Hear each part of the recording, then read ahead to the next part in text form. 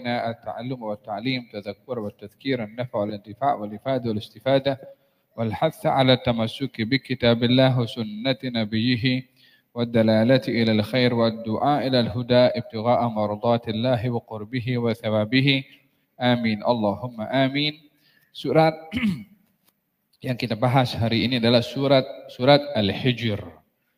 Al-Hijr nama satu wilayah antara Jazirah Arabiyah dengan Syam, atau tepatnya Madain Saleh kalau sekarang ini. Kawasan nama lain daripada Hijr, Madain Saleh, lebih kurang 400 km daripada kota Madinah Al-Munawwarah. Menuju ke arah mana? Ke arah Syam, Jordan dan sekitarnya. Hijr nama satu wilayah. Hijr nama lainnya adalah Madain Saleh, yakni merujuk kepada satu umat yang tinggal di situ daripada umatnya Nabi Saleh, yaitu kaum Thamud. Kaum Thamud. Jadi Hijr ini adalah menceritakan tentang kaum Thamud. Wa ila Thamud akhahum Salihah. Kepada kaum Thamud kami hantarkan Nabi Saleh. Kaum Thamud adalah kaum yang diberi oleh Allah Subhanahu wa taala kekuatan yang luar biasa, di mana mereka dapat menjadikan atau dapat membangun rumah mereka itu daripada gunung, yakni gunung itu dipahat untuk dijadikan rumah mereka. Dengan demikian mereka memiliki kekuatan yang luar biasa. Pada awalnya mereka beriman kepada Nabi Saleh. Setelah meminta kepada Nabi Saleh untuk dapat mengeluarkan onta daripada batu, maka Nabi Saleh menunjukkan mukjizat itu agar supaya kaumnya percaya dan yakin serta beriman kepada Allah. Keluarlah onta daripada batu, dan itu satu mukjizat yang luar biasa. Daripada makhluk mati keluar makhluk hidup. Daripada batu keluar onta. Macam mana? Allahu a'lam. Innama amruhu idza arada syai'an an yaqula lahu kun fayakun. Tidak ada sesuatu yang mustahil. Manusia, coba manusia. Daripada apa manusia ni? Makhluk kecil je, tak boleh nampak pun dengan mata. Yang ada pada sperma itu kalau guna dengan mikroskop kena ada berapa, yang mana daripada sekian banyak al-hayawan al-minawiyah yang ada dalam laki-laki, daripada mana yang boleh kena. Tak ada apa-apanya, makhluk kecil dia macam tu. Jadi orang yang boleh buat kapal terbang, boleh buat nuklear, boleh buat tamadun kemodernan ini kan, boleh buat masjid, Masya Allah, boleh jumpa lampu, boleh jumpa ilmu tentang falak, dan boleh walhasil menerokai angkasa daripada makhluk kecil dia tak ada apa-apanya. Alam nakhluqkum mimma'in mahin, bukankah kami ciptakan kamu daripada air cecair yang hina? Allah Subhanahu wa taala berfirman demikian. Falhasil Allah Subhanahu wa taala tidak diatur pada cara ciptaan apa yang ingin diciptakan oleh Allah daripada apapun juga. Allah menciptakan Nabi Adam daripada tanah. Tanah bentuk wujud manusia kun fayakun jadi Adam. Diciptakan oleh Allah Subhanahu wa taala Siti Hawa daripada sulbinya Nabi Adam, diambil daripada sulbi Nabi Adam jadi Hawa kun fayakun juga. Dijadikan oleh Allah Subhanahu wa taala Nabi Isa daripada Siti Maryam tanpa ada laki-laki, kun fayakun juga. Dijadikan manusia daripada pasangan suami istri juga dengan kun fayakun. Faham dong?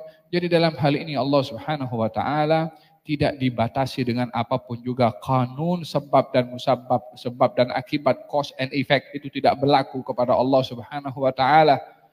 Tapi Allah hanya punya kun fayakun. Ketika dikeluarkan onta daripada batu, maka sebahagian daripada umat Nabi Saleh beriman kepada Nabi Saleh, namun akhirnya murtad dan kufur kepada Allah Subhanahu wa taala dan tidak beriman kepada Nabi Saleh. Diberikan peringatan demi peringatan oleh Nabi Saleh, namun enggan juga, akhirnya dibunuhlah atau disembelihlah onta itu. maka dihantarkan oleh Allah Subhanahu wa taala Jibril dengan suara yang begitu dahsyat sehingga memecahkan kepada gendang telinga mereka sehingga mereka dimanapun mereka berada termasuk yang ada di rumah masing-masing mati dengan azab suara yang kuat daripada malaikat sebagai azab daripada Allah kepada kaum Nabi Saleh, yaitu kepada kaum Tsamud. Walihada dalam hadis Nabi Muhammad sallallahu alaihi wasallam beliau pernah berjalan. Sayyidina Abdullah bin Umar mengatakan, "Lamma nazala Rasulullah sallallahu alaihi wasallam bin nas ala Tabuk." Ketika baginda Rasulullah menuju ke Tabuk. Tabuk arah yang melalui kepada Madain Saleh, kepada Hijr, itu tempatnya umat Nabi Saleh dahulu. Nazala bihim al-Hijr 'inda buyuti Tsamud. Sebahagian kaum muslimin ketika singgah di kawasan tersebut di Hijr, tempat umat Nabi Saleh itu kaum Tsamud, dan sebagian daripada mereka mengambil air daripada satu perigi untuk memasak masakan untuk mereka.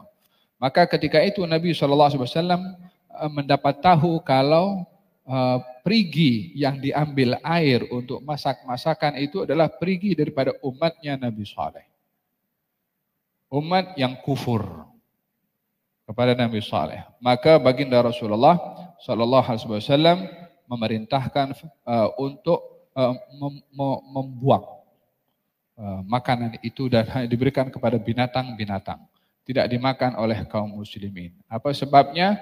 Kata baginda Rasulullah sallallahu alaihi wasallam, beliau mengatakan, "Inni akhsha an yusibakum mithla ma asabahum fala tadkhulu alaihim." Saya khawatir akan menimpa kepada kamu apa yang menimpa kepada umatnya Nabi Saleh daripada azabnya Allah Subhanahu wa taala. Berapa jarak antara Nabi Saleh dengan Rasulullah? 1000 tahun. Nabi Saleh itu jaraknya begitu jauh sebelum Nabi Musa, sebelum Nabi Hud. Faham dong?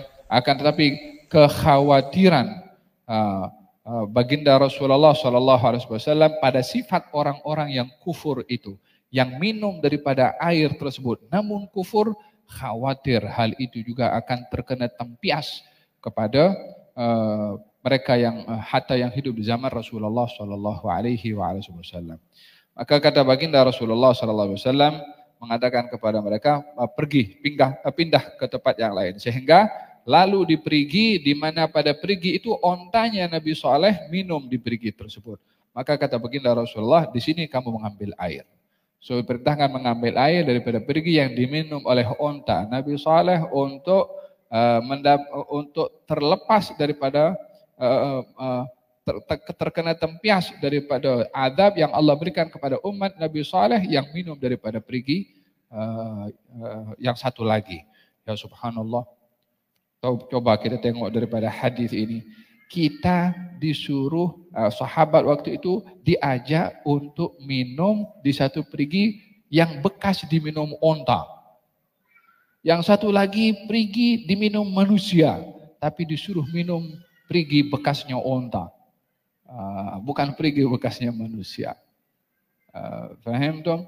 Yang dilihat bukan makhluknya, tapi sikapnya. Ini manusia tapi kufur. Ini onta tapi dia mukjizah. Tanda kebesarannya Allah Subhanahu wa taala. Faham toh? Kalau yang perigi itu perigi yang buat orang-orang soleh, yang menggali orang-orang soleh, orang-orang yang dekat dengan Allah. Ini perigi diminum onta saja disuruh kita ambil oleh Rasulullah sallallahu alaihi wasallam. Apalagi kalau perigi itu yang buat para aulia, para salihin. Ini juga bahagian daripada mengambil berkat. Habib kata ambil berkat daripada onta pula. Realitinya begitu. Nabi yang suruh ambil daripada perigi bekasnya onta Nabi Saleh, walaupun ontanya sudah tiada ribuan tahun. Tapi di sini bukan masalah onta atau masalah orang, tapi sifat, perangai, sikap orang-orang yang kufur kepada Allah Subhanahu wa taala dan tanda mukjizah yang Allah Subhanahu wa taala tunjukkan kepada Nabi Saleh, dan itu adalah mukjizah kepada kita juga karena ceritanya diceritakan oleh Allah di dalam Al-Quranul Karim. Wa dalam riwayat yang lain baginda Rasulullah sallallahu alaihi wasallam bersabda, katanya, la tadkhulu ala haula'il mu'adzabin illa an takunu bakin. Fa in lam takunu bakin fala tadkhulu alaihim an yusibakum mithla ma asabahum. Kalau kamu lalu di satu kawasan, satu wilayah yang di situ pernah berlaku diazab satu kaum oleh Allah, kalau kamu terpaksa lalu di situ, lalulah kamu dalam keadaan kamu menangis, yakni dalam keadaan kamu takut, runsing, risau. Kalau kamu tidak menangis, tidak punya rasa takut, lalu situ jangan lalu di situ. Khawatir ketika lalu di tempat tersebut tak ada rasa takut, khawatir akan terkena kepada kamu tempias adab yang Allah berikan kepada orang-orang sebelum kamu. Yakni kalaupun mesti lalu di kawasan-kawasan yang pernah berlaku turunnya bala dari Allah Subhanahu wa taala kepada golongan orang yang dimurka, kita diperintahkan untuk bertafakkur mengenai bala yang menimpa kepada mereka karena kufur, degil, inat, enggannya untuk beriman. Maka kita lalu pun dalam keadaan risau, takut. Ya Allah, jangan jadikan aku orang yang degil. Jangan jadikan aku orang yang melanggar kepada perintahmu. Jangan jadikan aku orang yang ingkar kepada beriman kepadamu. Itu iktibar yang perlu kita ambil ketika lalu di kawasan-kawasan tersebut. Kalau kita lalu di kawasan-kawasan itu, kita diperintahkan untuk takut. Kita pun juga kalau lalu di kawasan-kawasan, di situ tempat turunnya rahmat, tempat turunnya barakah, tempat para aulia, para solehin, para anbiya, kita pun juga mengharapkan keberkatan juga dari Allah Subhanahu wa taala. Kalau kita diperintahkan ketika lalu di tempat turunnya azab, kita pun dalam keadaan risau dan takut. Kalau kita lalu di kawasan-kawasan turunnya rahmat, maka kita pun juga mengharapkan mendapatkan rahmat juga. Mana kalau kita pergi ke Gua Hira? Ya kan? Gua Hira, apa berlaku di Gua Hira? Di situ Nabi menerima wahyu yang pertama. Itu kan jadi saksi. Itu kan jadi bukti. Seperti mana batu yang ada di tempatnya kaum Tsamud Hijr sekarang. Menjadi saksi kalau lalu kita diperintahkan untuk takut. Karena khawatir terkena terempias. Kalau kita lalu di tempat-tempat yang ada kesan sejarah orang-orang yang baik. Kan kita perlu mengharapkan rahmat juga dari Allah Subhanahu wa taala. Ini karena kias. Dikiaskan. Kalau kita lalu pergi ke mana? Pergi ke Gua Thaur, Gunung Thaur, atau gua di mana baginda bersembunyi ketika berhijrah. Bayangan kita tentang ini perjalanan Rasulullah SAW. Jadi permasalahannya pergi ke Gua Hira atau pergi Gua Thaur itu bukan itu bahagian daripada umrah atau tidak, haji atau tidak. No point soalan seperti itu. Tak ada orang kata pergi Gua Hira bahagian daripada sunnahnya umrah atau sunnahnya haji. Tak ada kaitan langsung. Ini kaitan dengan sejarah. Ini kaitan dengan ibrah. Ya kan? Jadi mendatangi tempat-tempat yang ada kesan sejarah orang-orang yang baik, kita mengharapkan kebaikan. Ketika lalu di tempat-tempat di mana di situ turun murkanya Allah, kita mengambil ibrah untuk tidak terkena tempias daripada murkanya Allah Subhanahu wa taala. Faham? So hada hadis Nabi Muhammad sallallahu alaihi wa ala alihi wasallam. Dalam hadis yang lain beliau ketika berjalan dalam peperangan Tabuk itu dan lalu di kawasan tersebut, asra'a rahilatahu. Dia mempercepat langkah kaki onta yang ditunggangi oleh Nabi. Yakni laju situ, tak mau lambat. Di mana di kawasan tersebut disebabkan khawatir terkena tempias daripada bala. Sama juga ketika baginda pergi haji, perjalanan daripada Arafah, ketika lalu kepada wadi namanya Lembah Muhassir. Lembah Muhassir ini adalah satu lembah di mana Allah turunkan bala kepada Abraha dengan dihantarkan burung ababil. Adakah satu kawasan namanya Lembah Muhassir. Nah, ketika lalu di situ dipercepat oleh Nabi SAW sebab tempat itu menjadi saksi turunnya bala dari Allah Subhanahu wa taala. Nah, hada berkenaan dengan nama surat, namanya surat Al-Hijr. Namanya surat Al-Hijr merujuk kepada kaum Tsamud, kaumnya Nabi Saleh. Nah, Alif Lam, Bismillahirrahmanirrahim. Alif Lam Ra. seperti dalam ayat-ayat sebelumnya alif lam mim, kemudian alif lam mim sad adalah merujuk kepada makna yang hanya diketahui oleh Allah Subhanahu wa taala. Dan ianya adalah menjadi satu tarikan daripada kebiasaan orang Arab. Ini Quran kan turun kepada orang Arab. Sementara Allah menurunkan Al-Quran dengan cara yang tidak terbiasa orang Arab itu menggunakannya. Kalau alif huruf, lam huruf, mim huruf, sad huruf. Dalam hal ini alif huruf, lam huruf, ra huruf.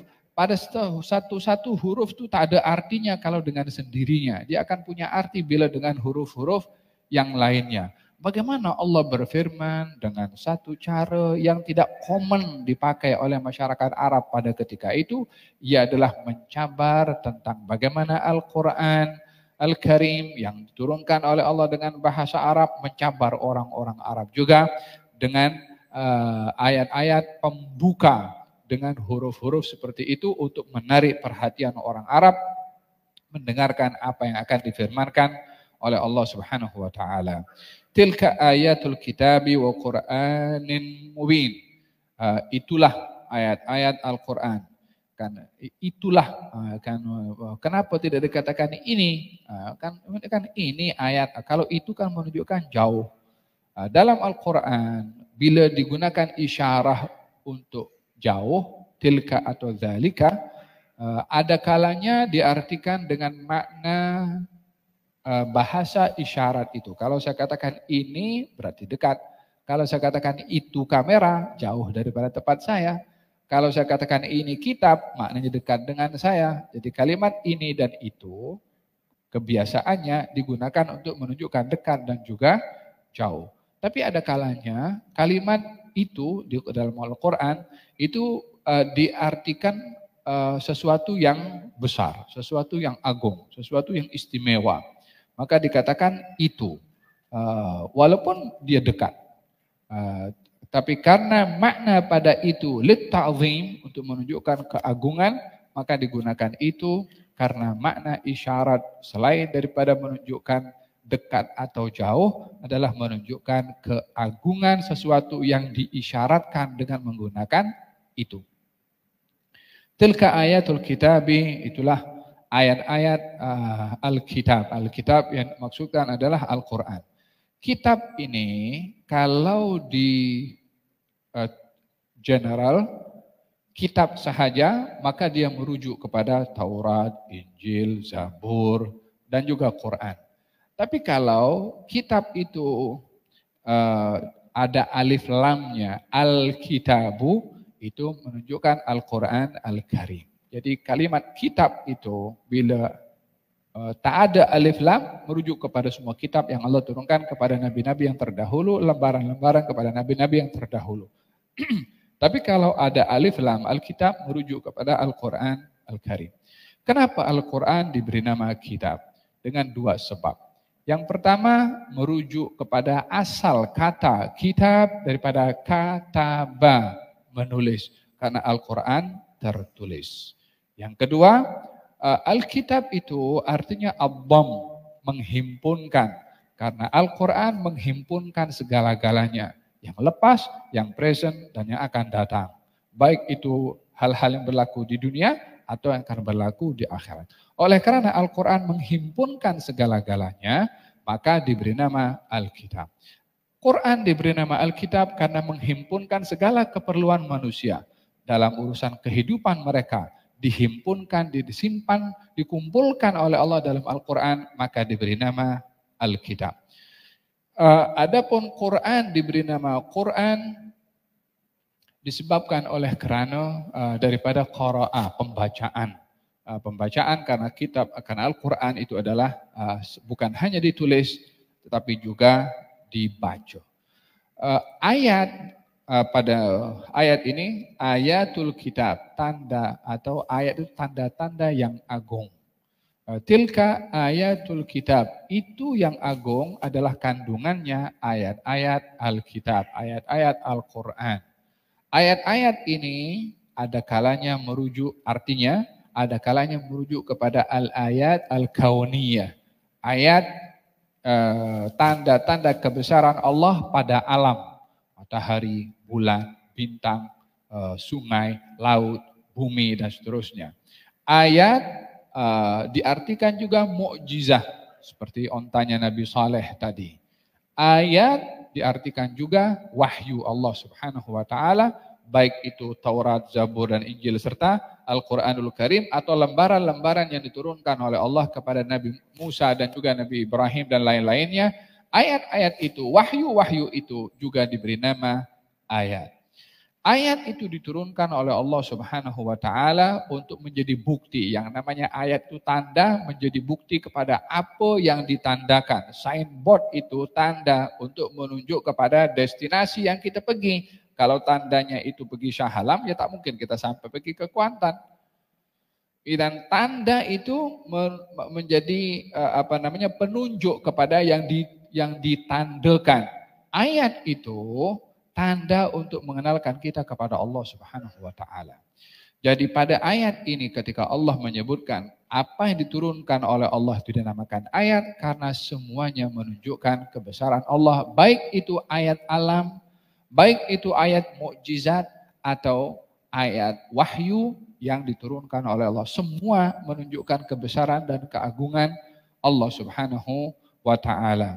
Rubama, ya, rubama ini dia ada dua bacaan. Ada dibaca rubama atau dibaca rubbama. Walaupun Quran yang kita gunakan di Nusantara ini adalah mengambil bacaan rubama, bukan rubbama. Walaupun ada bacaannya. Yawaddul ladzina kafaru law kanu muslimin. Orang-orang kafir menginginkan untuk menjadi orang Islam. Bagaimana maksud daripada ayat yang memberitahukan orang-orang kafir menginginkan, mengharapkan untuk menjadi orang Islam? Ianya adalah merujuk kepada satu hadis Nabi Muhammad SAW. Katanya dalam hadis yang nyatakan nanti di akhirat idza ijtama'a ahlun nar fin nar wa ma hum man syaa' min ahlil qiblah. Bila nanti di neraka, orang-orang kafir di neraka dan sebahagian orang-orang yang beriman juga ada dalam neraka karena dosa-dosa mereka. Maka kata orang-orang kafir mengatakan kepada orang-orang yang beriman, kamu kan orang beriman, kamu kan orang Islam, kenapa sama-sama dengan kita berada dalam neraka? Kata orang kafir, kata orang beriman, ya kami dahulu banyak melakukan dosa, maka dosa kamilah yang menyebabkan kami masuk ke dalam neraka. Tetapi kami akan diampunkan oleh Allah setelah diadab dan kami akan masuk ke dalam surga. Dan bila tiba waktu itu di mana kaum muslimin yang berdosa dan sudah dihukum di neraka dan tiba waktu untuk dikeluarkan, maka disitulah orang-orang kafir mengatakan andailah kita orang Islam. Karena melihat orang-orang yang beriman, orang-orang muslim yang walaupun diadab di neraka karena tidak akan dikekalkan di dalam neraka, setiap orang yang mengucap dalam hidupnya la ilaha illallah Muhammadur Rasulullah walaupun hanya sekali. Kalau mengucapnya ikhlas daripada hatinya, apapun dosa yang dilakukan yang bukan membawa kepada kekufuran tidak akan menyebabkan ia kekal berada di dalam neraka, pastinya akan dipindahkan ke dalam surga disebabkan oleh karena la ilaha illallah. Dalam hadis Nabi bersabda sallallahu alaihi wasallam tidak akan orang yang mengucap la ilaha illallah Muhammadur Rasulullah akan kekal di dalam neraka. Nah, wahada hebatnya kalimat la ilaha illallah. Nah, rubama yawaddul ladzina kafaru law kanu muslimin darhum ya'kulu, ini yang akan berlaku nanti di akhirat. Tapi di dunia Allah berfirman darhum ya'kulu wa yatamatta'u wa yulhihimul amalu. Fasawfa ya'lamun, di dunia biarkan mereka mau melakukan mereka hanya untuk makan dan minum sahaja. Mereka ingin menikmati, memenuhi syahwat mereka. Mereka termakan dengan sifat rakus akan cita-cita dan impian mereka. Biarkan mereka melakukan semuanya. 3 hal disebutkan oleh Allah tentang orang kafir. Yang pertama tentang makan, Yang kedua tentang syahwat, kenikmatan. Yang ketiga tentang impian dan cita-cita. Dan ini memang yang menjadi realiti kepada mereka makan, syahwat, dan juga impian, ambisi untuk sampai kepada apa yang menjadi impian kepadanya. At-tumuh punya sifat la yaghurrannaka taqallubul ladzina kafaru fil bilad mata'un qalil. Hai Rasulullah Muhammad, hai kaum muslimin, kamu jangan terpedaya dengan orang-orang kafir yang maju, yang memiliki berbagai macam kemahiran, skill, teknologi, apa saja yang mereka capai. Ada satu penyakit yang namanya kepada kaum muslimin namanya al-imbihar. Al-imbihar itu merasa gah dengan kemajuan yang ada pada orang-orang kafir. Beza orang itu memanfaatkan khibrah, kemajuan yang ada pada orang bukan Islam. Kita tidak ada keraguan-raguan sama sekali bolehnya orang mengambil manfaat daripada kemajuan orang lain. Orang Islam atau orang bukan Islam. Kalau kita melihat di dalam sejarah, Nabi itu ketika berperang peperangan Khandak, strategi yang dipakai oleh Nabi strateginya orang bukan Islam. Strateginya orang Persia. Idea itu ketika disampaikan oleh Salman kepada baginda Rasulullah, ya Rasulullah kami dahulu di Persia, kalau dikepung maka kami gali parit besar supaya mereka tak boleh masuk. Maka Nabi ikut idenya Salman. Salman bawa idea daripada mana? Daripada Persia. Persia waktu itu sembah apa? Sembah api, bukan belum lagi beriman kepada baginda Rasulullah SAW. Di sini Nabi mengambil eksperimen atau eksperimen orang lain. Itu kita tidak ada sama sekali keraguan-raguan untuk mengatakan boleh. Tapi merasa gah dengan kemajuan yang ada mereka tanpa ada rasa iman akan kebesaran Allah Subhanahu wa taala dalam bidang sainsnya, dalam bidang strateginya, dalam teknologinya, dalam persenjataannya, ya kan? Yang yang berlaku kepada kaum umat-umat yang terdahulu al-imbihar, merasa gah dengan apa yang mereka capai. Ya kan? Oh kaum Ma'ad mengatakan, "Man asyaddu minna quwwah." Tengok siapa yang lebih hebat daripada kami. Kata kaum Ma'ad, dihantarkan azab oleh Allah Subhanahu wa taala. Yang cakap dan yang tak cakap semuanya tumbang. Khalas.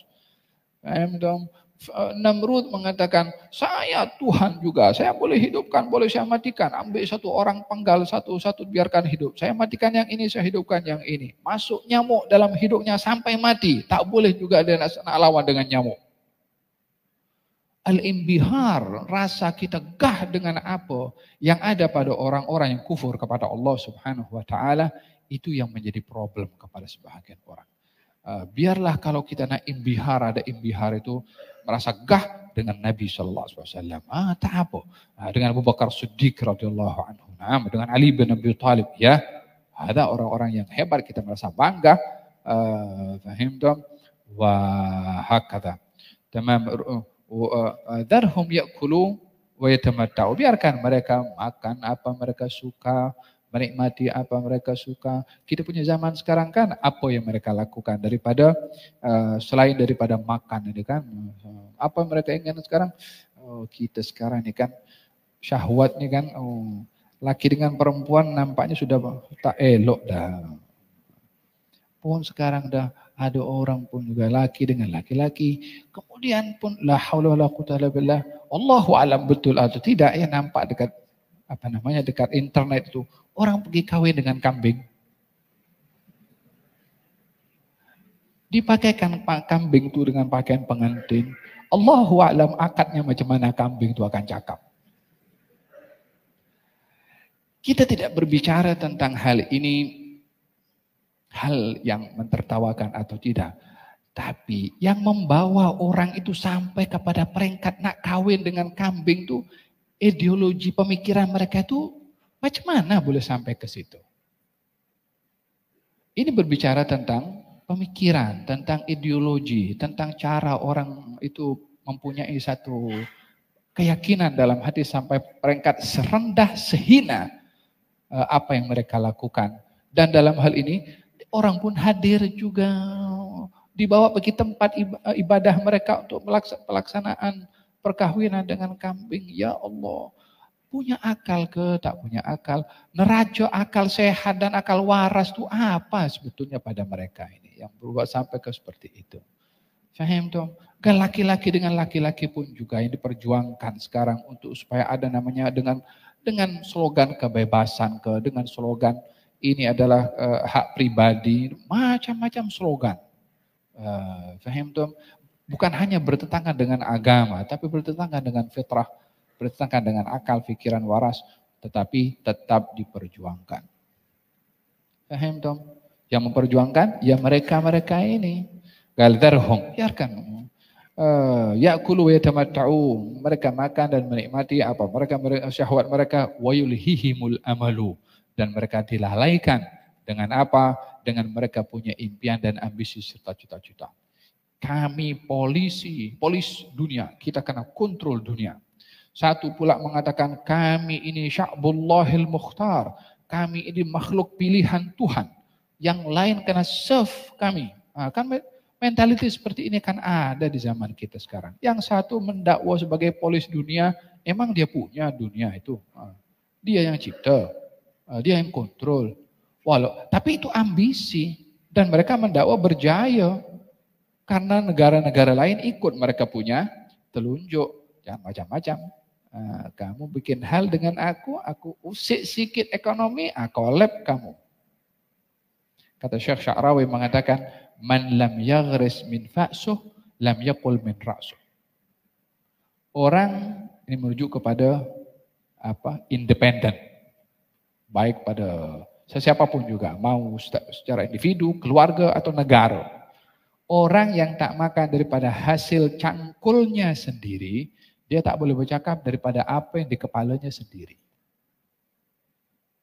Selagi masih dipunya prinsip itu dipegang oleh orang lain, dia akan ikut telunjuk orang lain. Mau negara, mau negeri, mau apa, semua tengok siapa yang kontrol. Kekuatan yang ada pada tempat tersebut, dia yang bercakap. Walaupun mengikut mulut orang lain. Macam yang kita berlaku sekarang ini kan. Yang panjang-panjang sudah jadi. Nah. Wa yulhihimul amalu fasawfa ya'lamun. Satu hari mereka akan mengetahui. Wa ma ahlakna min qaryatin illa walaha kitabun ma'lum. Tidak ada pada negeri yang kami binasakan melainkan sudah dicatat bila nak berlaku. Wa ma tasbiqu min ummatin ajalaha. Setiap umat tak ada yang mendahului waktu yang sudah ditentukan. La diawalkan wala diakhirkan. Untuk diturunkan azab apapun yang mereka lakukan, daripada kezaliman, daripada maksiat, daripada apapun juga. Selagi belum tiba waktu untuk dibinasakan oleh Allah, maka belum binasa juga. Dan dibiarkan untuk melakukan kezaliman dan juga kesesatan yang ingin mereka lakukan. Kita kalau tengok dalam sejarah, itu siapa namanya? La ilaha illallah Muhammadur Rasulullah.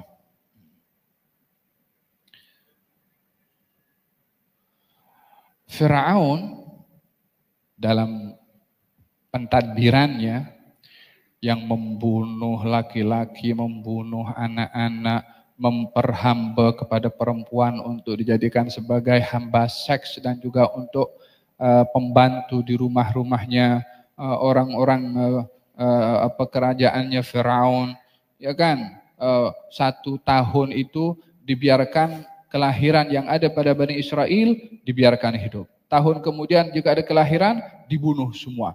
Tahun berikutnya dibiarkan. Tujuannya kalau semua dibunuh, siapa yang nak kerja di istananya Firaun dan juga konco-konconya, maka generasi yang lahir pun sudah dipersiapkan untuk menjadi hamba kepada Firaun. 90 tahun Firaun berkuasa dengan cara kezaliman seperti itu. Apa kurang kejamnya Firaun daripada hal kemanusiaan? Tapi dibiarkan 90 tahun oleh Allah Subhanahu wa taala untuk dibinasakan oleh Allah Subhanahu wa taala. Paham tuh? Walaupun di dalam Al-Qur'anul Karim Nabi Musa berdoa kepada Allah Subhanahu wa taala. Katanya Nabi Musa berdoa, wa qala Musa, "Rabbana innaka ataita fir'auna wa mala'ahu zinatan wa amwalan fil hayatid dunya. Rabbana liyudillu an sabilik. Rabbana tmis ala amwalihim washdud ala qulubihim fala yu'minu hatta yarawul adzabal alim."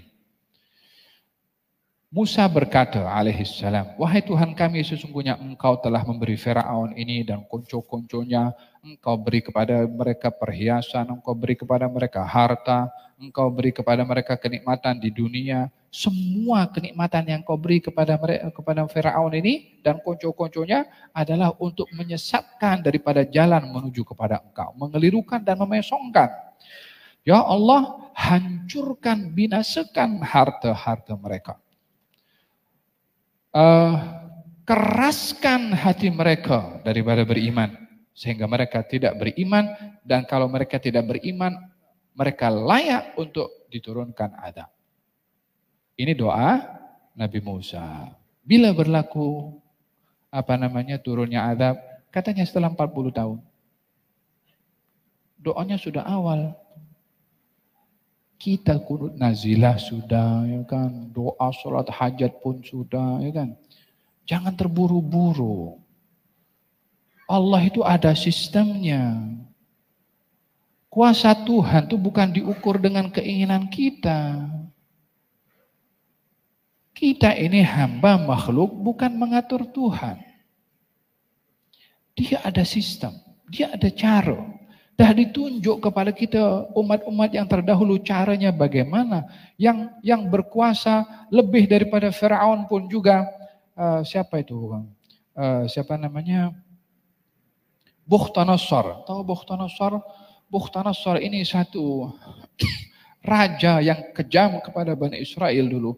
700 tahun dia berkuasa. 400 tahun. 400 tahun berkuasa. Zalim. Tidak dibinasakan 400 tahun oleh Allah Subhanahu wa taala. Apa sebabnya? Allah tidak ada sistem. Bila tiba waktunya akan hancur. Jadi kita ini makhluk lebih menyikapi kepada Allah dengan keimanan bahwa Allah punya cara untuk menghukum hambanya. Tapi bukan Allah mengikuti kehendak kita untuk kita mahu menghukum siapa yang kita mahu. Hari ini kita nak hukum Zionis, esok kita nak hukum entah siapa. Romawi itu berkuasa berapa lama? Empire Rome yang berkuasa, yang menindas, yang membunuh. Ya kan? Pastinya lebih daripada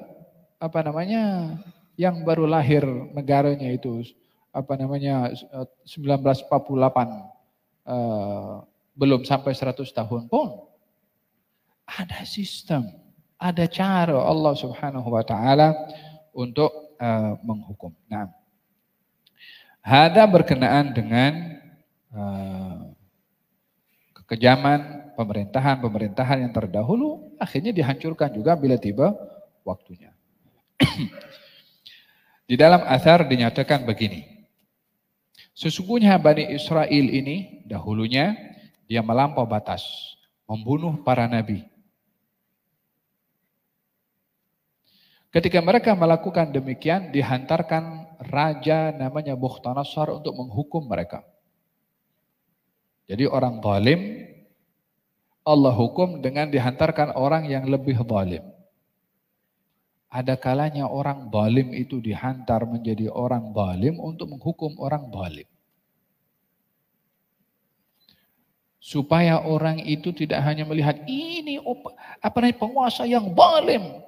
Mungkin sebab awak zalim. Jangan hanya melempar kezaliman kepada orang lain. Mungkin sebab awak zalim dihantarkan orang zalim juga untuk menghukum kepada enta. Ya kan, itu kan ketentuan yang juga berlaku kepada umat yang terdahulu. Orang zalim akan dihukum oleh Allah dengan orang yang lebih zalim.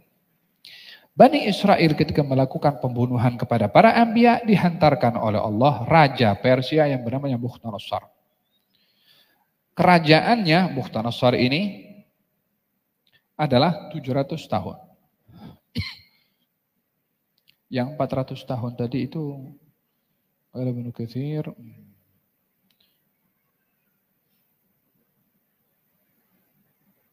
istamarra tajabbara wa da'ar rububiyah. Namrud itu 400 tahun berkuasa. Kezalimannya 400 tahun. Bukhtanasar 700 tahun. Baru dihukum oleh Allah Subhanahu wa taala. Ketika Bani Israel membunuh para anbiya, dihantarkan raja Bukhtanasar yang kerajaannya 700 tahun menghukum kepada Bani Israel. Dakhal Baitul Maqdis. Baitul Maqdis dikuasai oleh Bukhtanasar. Hasaraha, dikepung, dikawal, dikontrol. Sehingga menjadi korban pada ketika itu 70.000. Dan dicabut, dirampas perhiasan-perhiasan Baitul Maqdis. Untuk dibawa perhiasan-perhiasan Baitul Maqdis ini dibawa dengan kendaraan beroda yang ada rodanya. Kendaraannya saja ada berapa ini? Sampai walhasil. Jumlahnya cukup banyak.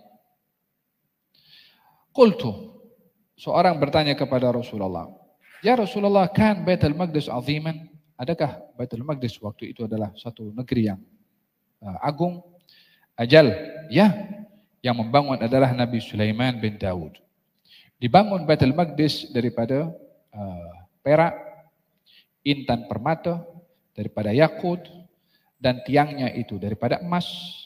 Diberikan oleh Allah keupayaan kepada Nabi Sulaiman untuk memerintah tenteranya untuk membangun Baitul Maqdis daripada perhiasan-perhiasan itu. Itu yang dikatakan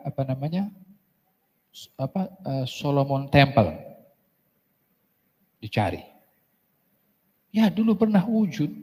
Itu dalam Quran kan diceritakan masa Ratu Balqis masuk ke istananya Nabi Sulaiman. Sampai diangkat dia punya kain. Luar biasa.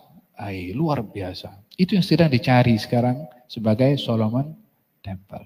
Walaupun sebagian orang mengatakan sudah tidak ada wujud lagi karena dimakan oleh masa. Kemudian katanya Allahumma shalli ala sayyidina Muhammad fasara biha Bukhtanasar hatta nazala bi Babil. Dikuasai oleh Bukhtanasar sampai ke kawasan Babylon. Fa aqama Banu Israil fi yadihi. Banu Israel berada di bawah kekuasaan Bukhtanasar selama 100 tahun. Yasta'biduhum, diperhamba, diperbudak, diseksa, ditekan oleh orang-orang Majusi yang dipimpin oleh Bukhtanasar. Apa sebabnya? Sebab mereka pembunuh kepada para nabi. Bani Israel itu sendiri. Kemudian setelah 100 tahun ini Allah Subhanahu wa taala kasihan kepada mereka, dihantarkan oleh Allah Subhanahu wa taala salah seorang daripada keturunan raja Persia bernama Quraisy. Wa kana mu'minan. Raja ini yang beriman. Walaupun dia dari Persia, daripada bangsanya Bukhtanasar sendiri. Dia yang menjadi penyebab keselamatan Bani Israel yang diseksa selama 100 tahun. Siapa yang hantar dia nih? Allah Subhanahu wa taala. Dihantarkan daripada orang dalam. Itu raja Persia yang bernama siapa itu? Allahumma shalli ala Muhammad. Yang dihantarkan surat oleh Nabi sallallahu alaihi wasallam, Kisra. Ketika dapat surat Nabi, dikoyak surat Nabi. Maka kata Nabi, mazzaqallahu mulkah. Semoga Allah juga mengoyak kerajaannya. Masa Nabi berkata demikian, Allah Subhanahu wa taala hantarkan anaknya raja Persia membunuh kepada bapaknya. Sehingga bertukar kerajaan.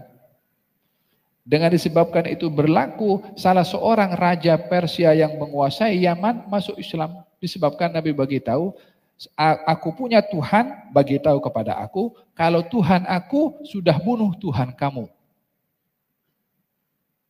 Tuhan aku sudah bunuh Tuhan kamu. Yani maksudnya berlakunya pembunuhan kepada Raja Persia. Di mana Nabi bercakap waktu itu? Nabi bercakap di Madinah. Persia di mana? Berapa kilometer jarak antara Madinah dengan Persia waktu? Belum ada internet, belum ada WhatsApp, belum ada live streaming, belum ada apa-apa masa itu. Daripada mana Nabi boleh tahu perbuatan yang berlaku di Persia pada saat itu berlaku, pada saat itu juga Nabi beritahu. Ketika dicek oleh badan Raja Persia yang berada di Yaman, dicek bila Nabi cakap dan bila berlakunya pembunuhan, sama hari, the same time. Kata badan ini bukan orang biasa bercakap begitu. Badan masuk Islam dan juga beberapa orang yang lain pun masuk Islam ketika diberitahukan demikian oleh baginda Rasulullah SAW. Alhasil tidaklah mana-mana qarya yang zalim yang dibinasakan oleh Allah, melainkan ada waktunya. Tidak akan cepat atau tidak akan lambat. Bila tiba waktunya pasti akan berlaku. Wallahu ta'ala a'lam. Mudah-mudahan Allah Subhanahu wa taala berikan kekuatan dan pertolongan kepada saudara-saudara kita di Palestina, insyaallah, di Gaza khususan ya rabbal alamin. Mudah-mudahan Allah Subhanahu wa taala perdengarkan kepada kita berita yang menyenangkan kepada umat Islam secara keseluruhan, dengan kemenangan dan keselamatan kepada saudara-saudara kita di Palestina. Amin, amin, amin. Ayat berikutnya akan berbicara tentang tuduhan gila kepada orang lain. Ya subhanallah, kadang-kadang kan akal ini kalau tidak digunakan dengan betul, sehingga orang gila menuduh orang yang waras jadi gila. Bila akal tidak digunakan dengan betul. Kita akan dengarkan penjelasannya pada pertemuan yang akan datang insyaallah. Gerak. Bismillahirrahmanirrahim. Kitab Riyadhus Shalihin karangan Imam Nawawi. Kitab Riyadhus Shalihin karangan Imam Nawawi. Qala al-Imam An-Nawawi wa nafa'nahu bihi wa bi 'ulumihi fid dharain. Amin Allahumma amin. Amin. Bab tentang larangan buang air di jalan umum, tempat orang berlindung dan di dekat sumber air. Bab tentang larangan buang air di jalan umum, tempat orang berlindung dan di dekat sumber air. قال الله تعالى والذين يؤذون المؤمنين والمؤمنات بغير ما اكتسبوا فقد احتملوا بهتانا وإثما مبينا. Allah Ta'ala berfirman, orang-orang yang menyakiti orang-orang mukmin dan mukminat tanpa kesalahan yang mereka perbuat, maka sesungguhnya mereka telah memikul kebohongan dan dosa yang nyata. Surah Al-Ahzab ayat 58.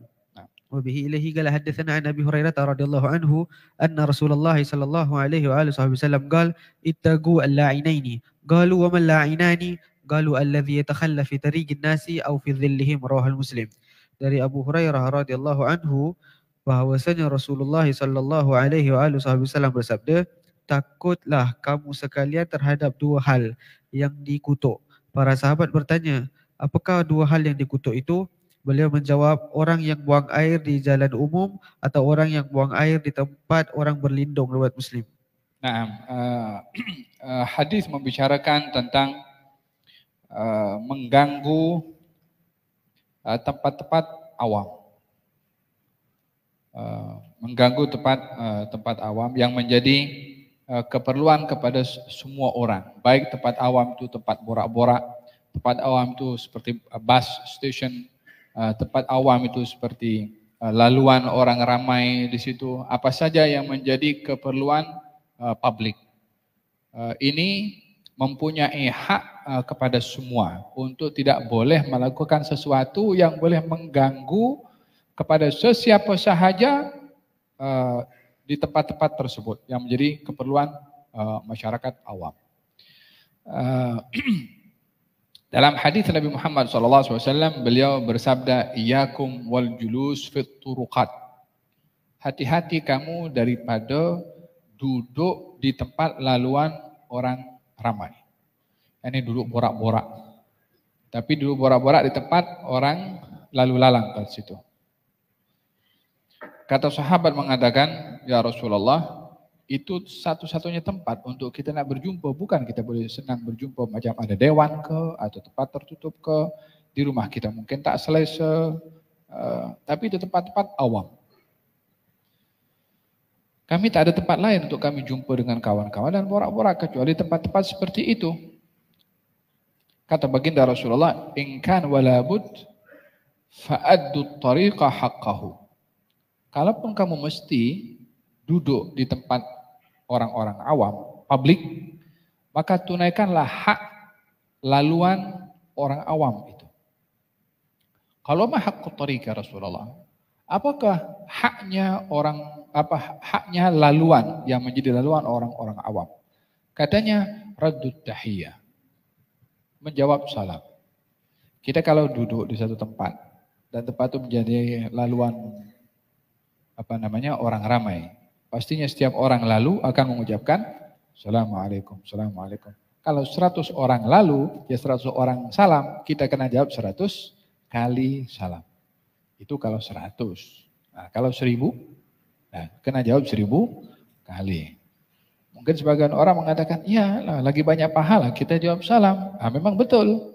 Tapi kita cakap 2 kata, Assalamualaikum, Waalaikumsalam, kita sambung 2 kata, Assalamualaikum. Bila nak habis kita cakap. Jadi oleh karena ucapan salam orang yang kerap lalu itu akan mengucapkan salam dan mungkin mengganggu keselesaan dia yang sedang sembang-sembang, maka dalam hal ini no excuse untuk dia sembang-sembang lalu tak jawab orang salam. Nah, kena jawab. Apa sebabnya? Itu hak jalan. Kalau tidak, jangan duduk di situ. Cari tempat duduk yang lain supaya tak ada orang mengucapkan salam dan kamu tidak terganggu. Kalau mesti duduk di situ, tunaikan hak jalan raya. Yang pertama, raddu at-tahiyah, menjawab salam. Yang kedua adalah al-amru bil ma'ruf wan nahi 'anil munkar, ketiga. Al-amru bil ma'ruf, mengajak kebaikan. Nahi 'anil munkar, mencegah kemungkaran. Kalau kamu duduk tempat-tempat publik, kemudian ada orang buat mungkar, coupling ya kan, atau apa sajalah kemungkaran. Kalau kamu nampak, ya kamu cegah kemungkaran. Begitu dengan diberitahu, kamu tak boleh itu jalan berdua kalau bukan muhrim. Kalau tempat zaman sekarang ini kan, macam mana? Mungkar di mana-mana. Jadi kita tak ada tempat untuk nak duduk sembang-sembang kecuali dalam rumah saja. Kalau al-amru bil ma'ruf nahi munkar. Ada orang tanya, jalan mau ke mana? Al-amru bil ma'ruf. Kalau ada orang bagi tahu saya nak pergi ke pub contohnya, nahyu anil munkar. Sunat duduk di kawasan publik, orang lalu kat situ, tugasnya adalah al-amru bil ma'ruf wan nahi 'anil munkar. Kemudian kata baginda Rasulullah sallallahu alaihi wasallam, kaful adza. Kaful adza, jangan mengganggu orang yang lalu lalang situ. Itu bahagian daripada hak jalan raya. Jangan mengganggu itu dengan mulutnya, jangan mengganggu dengan matanya, jangan mengganggu dengan tangannya. Hadza bahagian daripada hak jalan raya. Oleh hadza dalam hadis ini dikatakan, ittaqul la'inain. Hati-hatilah kamu daripada 2 orang yang boleh terkena laknat. Karena ada 2 golongan yang akan melaknat. Siapa dia? Adalah orang yang dia buang najis di satu tempat, laluan orang ramai, atau tempat orang-orang borak-borak. Tempat itu teduh. Sekarang kan macam-macam. Kalau di kampung mungkin ada tempat yang dibuat daripada, atau apa itu namanya, yang orang untuk malam-malam itu berkeliling, apa namanya? Orang yang kalau pergi, yang jaga malam itu apa namanya itu? Ronda, barakallah fiik. Orang meronda itu kan ada tempat di situ kan, tempat mereka untuk apa? Untuk mereka duduk sembang-sembang situ atau markasnya. Itu tempat orang lalu-lalu di situ. Kalau duduk di kawasan situ, ya kena orang lalu Assalamualaikum kena jawab itu Waalaikumsalam, sebab itu publik. Bila orang melakukan hal-hal yang tak elok, buang najis di situ, sementara orang duduk di situ, sembang-sembang di situ, terganggu dengan bau najis itu. Sehingga siapa buat ini? Orang ini begini. Ketika dimaki itu, yang buat dia macam terkena laknat daripada orang yang dia memaki kepada dia karena perbuatannya dia terganggu sehingga memaki kepada orang tersebut. Paham toh? Baik itu laluan orang ramai atau tempat borak-boraknya mereka. Gerak. Bab tentang larangan kencing pada air yang tidak mengalir. Bab tentang larangan kencing pada air yang tidak mengalir. Wabihi ilaihi qala hadatsana an Jabir radhiyallahu anhu anna Rasulullah sallallahu alaihi wasallam naha an yubala fi al-ma'i ar-rakidi rawahul Muslim. Dari Jabir radhiyallahu anhu bahwasanya Rasulullah sallallahu alaihi wasallam melarang untuk kencing pada air yang tidak mengalir, riwayat Muslim. Hada merujuk kepada